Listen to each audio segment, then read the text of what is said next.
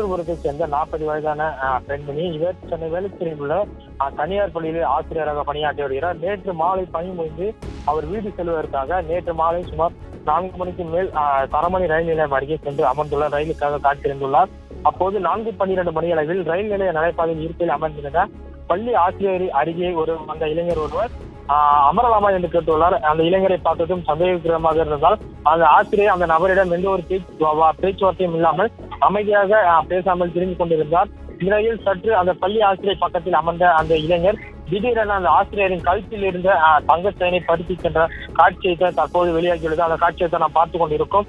சற்று நேரத்தில், அதாவது உட்கார்ந்த 2 நிமிடத்திலேயே அந்த இளைஞர் ஒருவர் அந்த ஆசிரியரின் கழுத்தில் அணிந்திருந்த தங்கச்செயினை பறித்து செல்லும் சிசிடிவி காட்சியானது தற்போது வெளியாகியுள்ளது. தொடர்ந்து அந்த ஆசிரியை திருவான்மூர் ரயில்வே காவல் நிலையத்தில் புகார் அளித்தார். புகாரின் பேரில் திருவான்மூர் போலீசார் சிசிடிவி கேமராவில் பதிவான காட்சியை வைத்து இந்த பெண்மணி ஆசிரியரிடம் கழுத்தில் அணிந்திருந்த தங்கச்செயினை பறித்து சென்ற நபர் யார் என்பது குறித்தும் தொடர்ந்து ரயில்வே போலீசார் விசாரணை மேற்கொண்டு வருகின்றனர்.